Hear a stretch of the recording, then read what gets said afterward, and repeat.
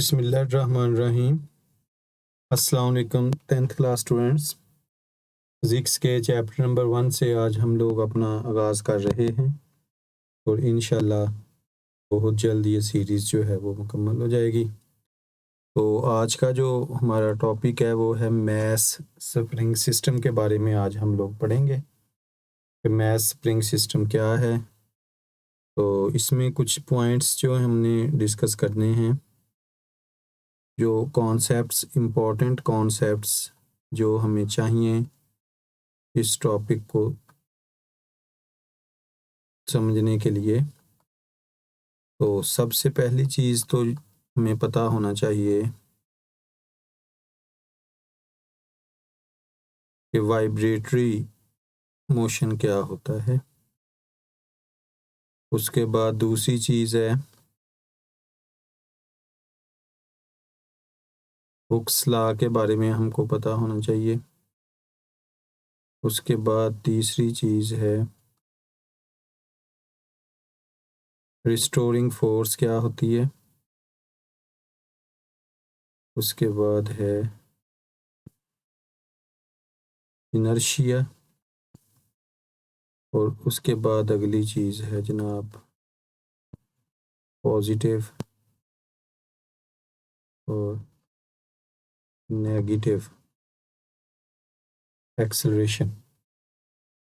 ये 4-5 की आइडियाज़ हैं जो इसमें आपको हासिल करने हैं, जो आपको पहले पता है। और उसके बाद फिर हम डिस्कस करेंगे SHM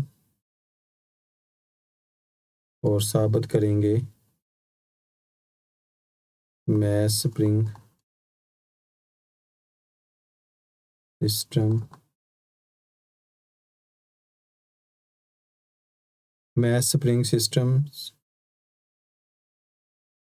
in mass spring system motion of mass attached to string is SHM। तो ये हमारा डिस्कशन मैप है जिस पे हम लोग बात करेंगे। तो वाइब्रेटरी मोशन से शुरू करता हूँ। वाइब्रेटरी मोशन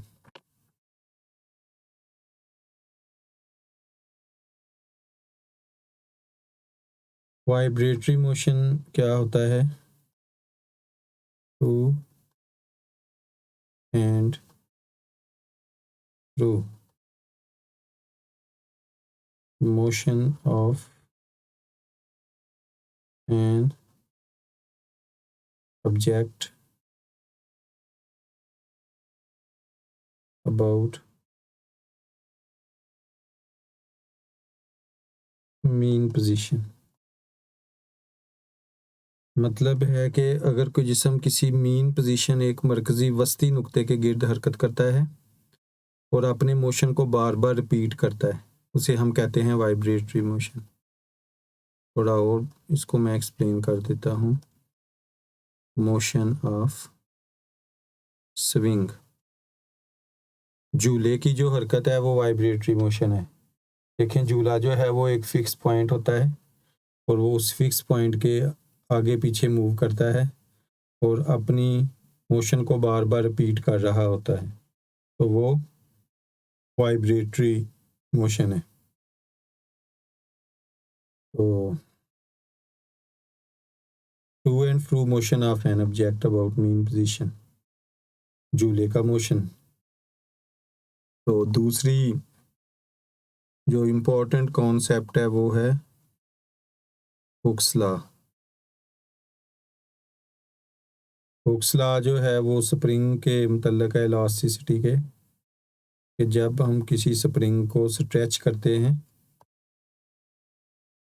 तो उस पर एक रिस्टोरिंग फोर्स लगती है जो स्प्रिंग को उसकी असली हालत में लाती है, और वो जो फोर्स और डिस्प्लेसमेंट जो है वो स्प्रिंग में वो एक दूसरे के डायरेक्टली प्रोपोर्शनल होते हैं। मतलब ये है कि जितनी ज़्यादा फोर्स होगी डिस्प्लेसमेंट उतना ही ज़्यादा होगा। मतलब कि जब हम किसी बॉडी पे फोर्स लगाते हैं तो उस फोर्स से उसमें डिस्प्लेसमेंट पैदा होता है, और फोर्स और डिस्प्लेसमेंट एक दूसरे के डायरेक्टली प्रोपोर्शनल होते हैं। जैसे स्प्रिंग है, अगर आप इसको ज़्यादा फोर्स से खींचेंगे तो इसमें स्ट्रेच ज़्यादा होगा, कम फोर्स लगाएंगे तो कम होगा। तो जैसे ही मतलब किसी फोर्स स्प्रिंग को हम खींचते हैं तो एक फोर्स लगना शुरू हो जाती है जो स्प्रिंग को वापस उसकी असली हालत में लाना चाहती है, और वो वाली जो फोर्स है वो क्या होती है? Restoring force. मतलब ये है कि रिस्टोरिंग फोर्स एक ऐसी फोर्स है जो किसी भी बॉडी को किसी उसकी असली हालत में लाना चाहती है। ये इलास्टिसिटी के साथ जो है ये कॉन्सेप्ट जुड़ा हुआ है कि जब हम लोग किसी स्प्रिंग पर फोर्स लगाते हैं तो स्प्रिंग में बिगाड़ पैदा होता है, डिफॉर्मेशन पैदा होती है, तो साथ ही एक फोर्स लगती है स्प्रिंग के साथ जो स्प्रिंग को वापस उसकी असली हालत में लाना चाहती है, और वो जो फोर्स है वो रिस्टोरिंग फोर्स कहलाती है। उसके बाद है जी इनर्शिया। इनर्शिया का जो कॉन्सेप्ट है ये हमें न्यूटन ने दिया था, न्यूटन के फर्स्ट लॉ ऑफ मोशन में है कि every body continues its state of rest or uniform motion। तो इस बात का मतलब क्या है कि कोई भी बॉडी जो मैस रखता है, अगर वो रेस्ट की हालत में है तो वो रेस्ट में ही रहना चाहता है, और अगर वो यूनिफॉर्म मोशन में है तो वो अपने मोशन को कंटिन्यू रखना चाहता है। इसकी मिसाल ऐसे है कि फ़र्ज़ करें कि अगर एक बॉल पड़ी है, फुटबॉल है, तो रेस्ट में है तो वो रेस्ट में ही रहना चाहता है जब तक उस पर फोर्स अमल नहीं करेगी। इसी तरह अगर एक खिलौना गाड़ी है, अगर वो चलती हुई गाड़ी आ रही है और अगर आप ब्रेक लगा भी दें तब भी वो कुछ दूर जाके रुकती है। उसकी वजह क्या है कि वो अपने मोशन को कंटिन्यू रखना चाहती है।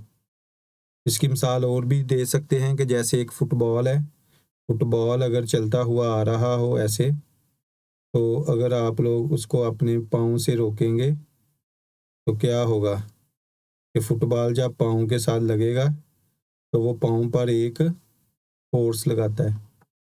क्यों लगाता है? क्योंकि जो फुटबॉल है वो अपनी मोशन को कंटिन्यू रखना चाहता है। इसी तरह अगर एक बॉक्स पड़ा है,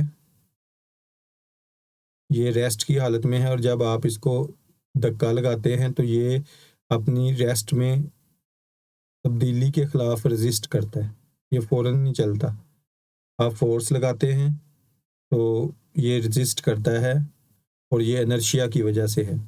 और आप लोग जानते हैं कि बॉक्स जितना बड़ा होगा उतनी ज़्यादा वो रेजिस्ट करेगा। मतलब किसी भी मैस बॉडी का मैस और इनर्शिया आपस में रिलेटेड होते हैं। जितना बॉडी का मैस ज़्यादा होगा उतना उस बॉडी का इनर्शिया ज़्यादा होगा। उसके बाद है जी positive positive and negative acceleration. जब किसी जिस्म की स्पीड इंक्रीज हो रही हो तो एक्सेलरेशन पॉजिटिव होता है, और एक्सेलरेशन और स्पीड की डायरेक्शन सेम होती है। जब स्पीड इंक्रीज होगी तो एक्सेलरेशन पॉजिटिव होगा, और जब किसी जिस्म की स्पीड कम हो रही हो, एक जिस्म में आप ब्रेक अप्लाई करते हैं तो उसकी स्पीड कम हो रही है, तो उसकी स्पीड की डायरेक्शन तो आगे की तरफ ही होगी वेलोसिटी की, लेकिन एक्सेलरेशन क्या होगा? नेगेटिव होगा, और वो वेलोसिटी के अपोजिट डायरेक्शन में होता है। ये है नेगेटिव एक्सेलरेशन और ये है पॉजिटिव एक्सेलरेशन। जब स्पीड बढ़ रही हो तो एक्सेलरेशन पॉजिटिव होता है, और जब स्पीड कम हो रही हो तो एक्सेलरेशन नेगेटिव होता है। उसके बाद है जी सिंपल हार्मोनिक मोशन क्या होता है, SHM क्या है? तो simple harmonic motion is a special type of vibratory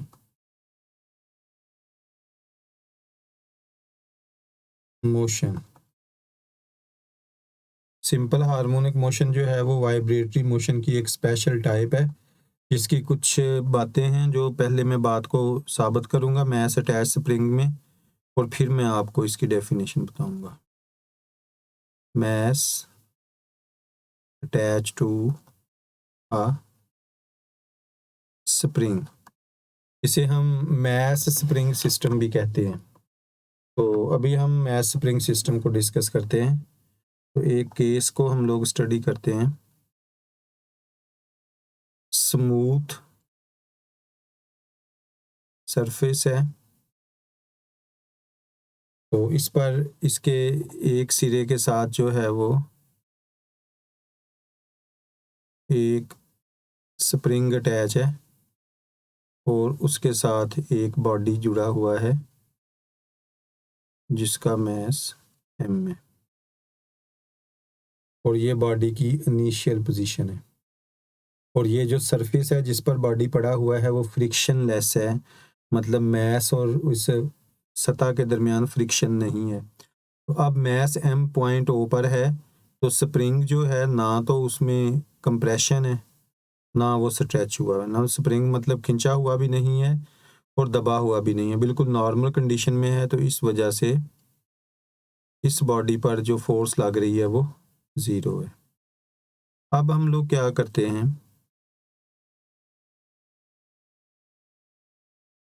हम इस बॉडी को मैस m वाला जो बॉडी है इसको मैं पॉइंट A पर ले जाता हूँ।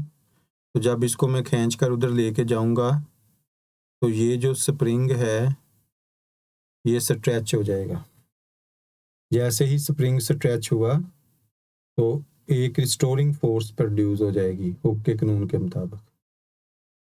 एक रिस्टोरिंग फोर्स लगेगी जो इस बॉडी को किस तरफ लेकर जाना चाहती है, पॉइंट O की तरफ। इसको मैं लिख देता हूँ रिस्टोरिंग फोर्स। एक रिस्टोरिंग फोर्स लगती है जो इस बॉडी को लेकर जा रही है पॉइंट O की तरफ।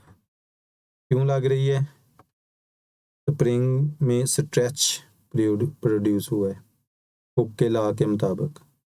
तो जितना आप फोर्स इस मैस को ज़्यादा दूर लेकर जाएंगे उतना डिस्टेंस O से ज़्यादा होगा, रिस्टोरिंग फोर्स उतनी ही ज़्यादा होगी। अब ये जो रिस्टोरिंग फोर्स है ये क्या करती है, ये इस मैस m को किस तरफ मूव करेगी, पॉइंट O पर। तो अब क्या होगा, ये वाला जो मैस m है ये पॉइंट O की तरफ मूव करेगा, लेकिन जो ही ये O पर पहुंचेगा तो इनर्शिया की वजह से, इनर्शिया क्या था कि हर मैसिव बॉडी अपनी स्टेट को कंटिन्यू रखना चाहता है। अगर वो मोशन में है तो मोशन में रहना चाहता है, अगर वो एट रेस्ट है तो वो एट रेस्ट रहना चाहता है। तो जब ये मैस m पॉइंट O पर आएगा तो चूंकि ये मूव कर रहा है तो ये अपनी स्टेट को कंटिन्यू रखेगा और इनर्शिया की वजह से ये पॉइंट B पर चला जाएगा, लेकिन इसके साथ ही ये जो स्प्रिंग था ये कंप्रेस हो गया। अब भी स्प्रिंग अपनी नॉर्मल कंडीशन में नहीं है, तो स्प्रिंग जो है वो कंप्रेस हो गया। अब फिर स्प्रिंग पर क्योंकि बिगाड़ पैदा हुआ है स्प्रिंग में, तो फिर एक रिस्टोरिंग फोर्स लगेगी जो स्प्रिंग को वापस उसकी असली हालत में लाना चाहती है। और उस रिस्टोरिंग फोर्स की वजह से ये जो मैस है ये B से किस तरफ आएगा, O पर, और इनर्शिया की वजह से ये फिर वापस आ जाएगा A पर। B पर भी रिस्टोरिंग फोर्स लग रही है और जो ये वाली जो रिस्टोरिंग फोर्स है जो B पे लग रही है ये पॉइंट O की तरफ बॉडी को मूव करेगी। तो जब ये मैस m मोशन मूव करता हुआ O पे आएगा तो फिर इनर्शिया आ जाएगा। इनर्शिया की वजह से ये O से किस तरफ चला जाएगा, A पर, और जब ये A पर आएगा तो स्प्रिंग फिर स्ट्रेच हो गया, फिर रिस्टोरिंग फोर्स की वजह से ये किस तरफ आएगा, O की तरफ, और इनर्शिया की वजह से B पे आ जाएगा।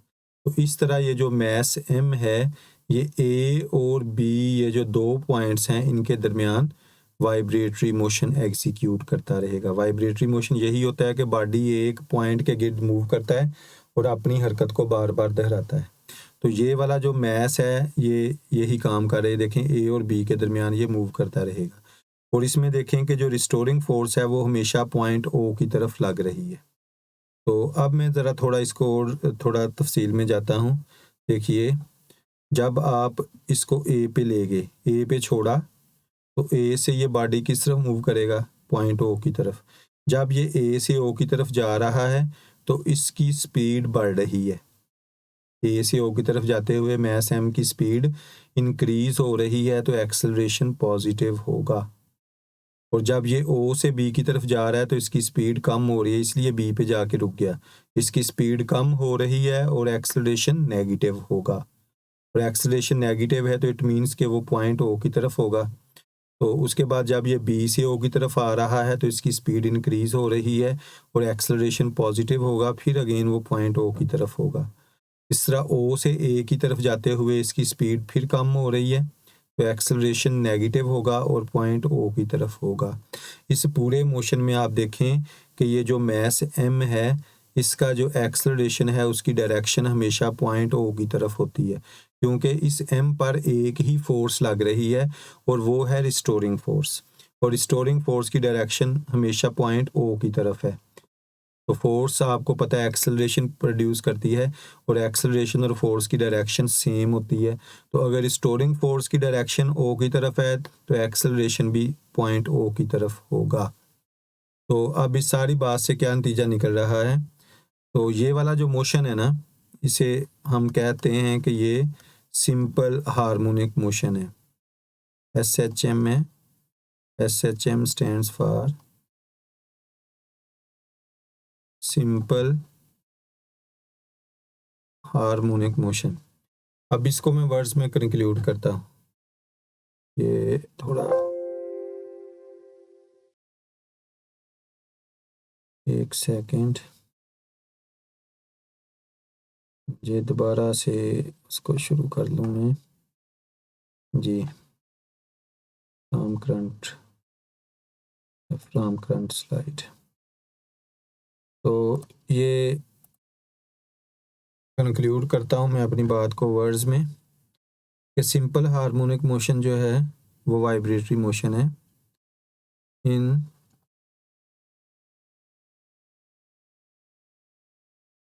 Simple harmonic motion a body moves around a mean position। देखिए जो मैस एम है ये मेन पोजीशन ओ के इर्द गिर्द जो है वो मूव कर रहा है। Acceleration of the body is directly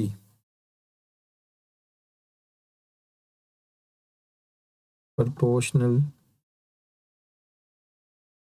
acceleration of the body is directly proportional to the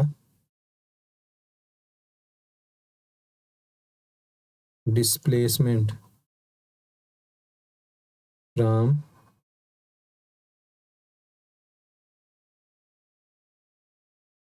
mean position।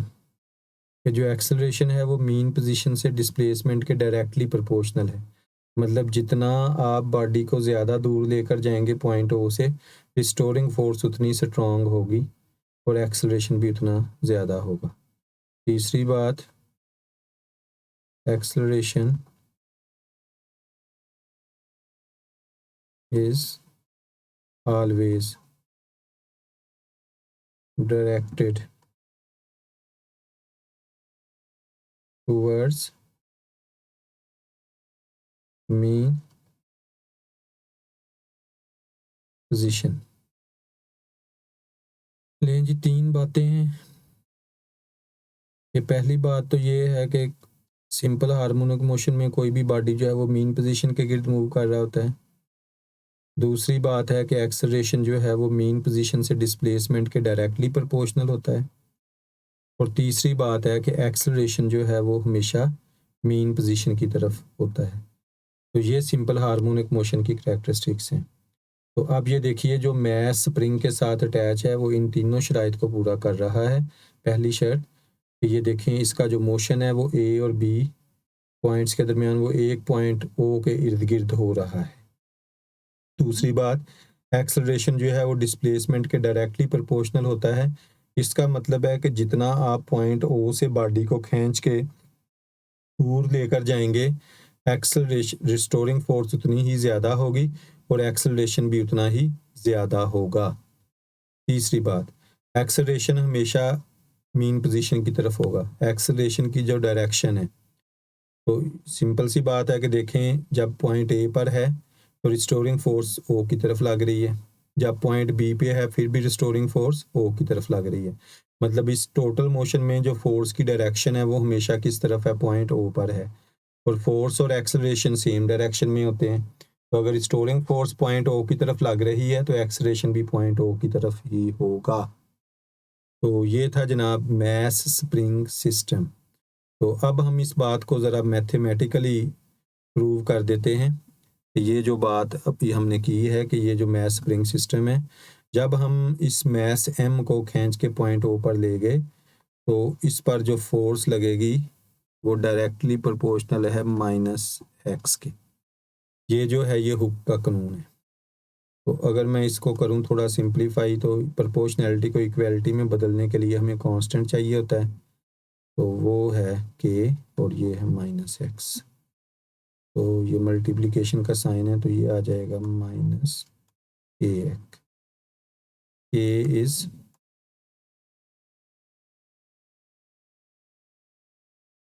Spring constant है।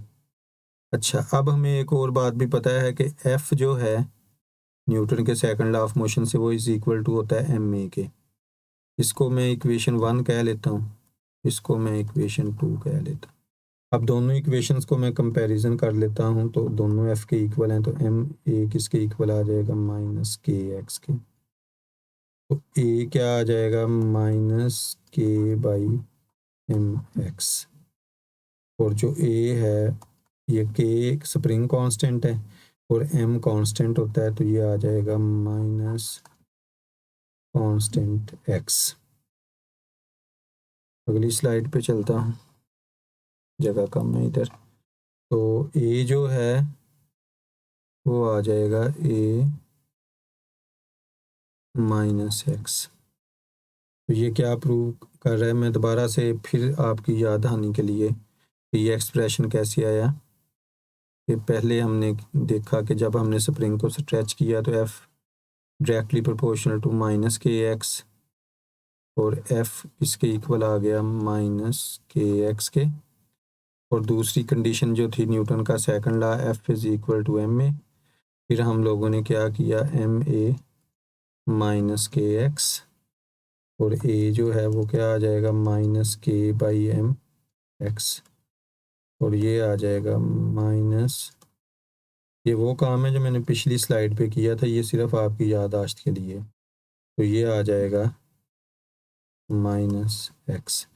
ये क्या शो करता है, acceleration directly proportional to displacement and always directed towards centre. ये negative sign ये show करता है। तो इससे सारी डिस्कशन से हम लोग कंक्लूड कर सकते हैं, motion of mass attached to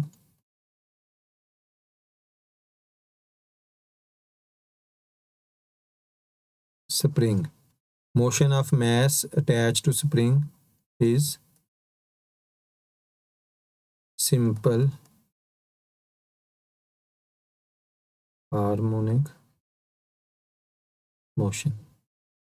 लें जी, साबित हो गया। तो अब इस सारी चीज़ को मैं समराइज करता हूँ अगली स्लाइड पे कि हमने किया क्या है।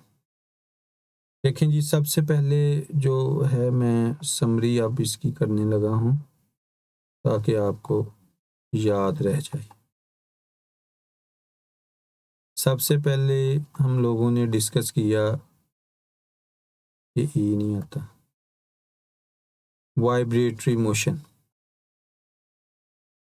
वाइब्रेटरी मोशन क्या होता है? To and fro motion of a body is called vibratory motion. उसके बाद हमने बात की हुक्स लॉ कि फोर्स जो है वो स्प्रिंग पर जो फोर्स लगती है वो उसमें डिस्प्लेसमेंट पैदा करती है और रिस्टोरिंग फोर्स प्रोड्यूस होती है। ये था Hooke law. F is equal to k x, ये स्प्रिंग के लिए, और नेगेटिव साइन ये शो करता है कि वो एक्सेलरेशन जो है वो हमेशा डायरेक्टेड टूवर्ड सेंटर। उसके बाद हमने बात की इनर्शिया पे, इनर्शिया क्या है। उसके बाद हम लोगों ने मैस स्प्रिंग सिस्टम को डिस्कस किया। उसके बाद हमने SHM को डिस्कस किया और फिर हमने प्रूव किया motion of mass attached to spring is SHM। तो इस सारे मोशन में ये जो सारी चीज़ें थी ये हमने डिस्कस की हैं। तो ये बड़ा इम्पोर्टेंट क्वेश्चन है, फ्रीक्वेंटली आस्क होता है मुख्तलिफ बोर्ड पेपर्स में। तो उम्मीद है कि आपने इसको समझा होगा। तो ये देखिए, थोड़ी सी मैं आपको सारा, पहले हमने वाइब्रेटरी मोशन को डिस्कस किया, हुक्स लॉ क्या है, इनर्शिया क्या है, पॉजिटिव और नेगेटिव एक्सेलरेशन को। उसके बाद हमने मैस स्प्रिंग सिस्टम को डिस्कस किया और सिंपल हार्मोनिक मोशन को, और शो प्रूव किया कि मैस स्प्रिंग सिस्टम में जो मैस का मोशन है वो सिंपल हार्मोनिक मोशन है। तो इसके साथ ही मैं आपसे इजाज़त चाहूँगा। अल्लाह हाफिज़।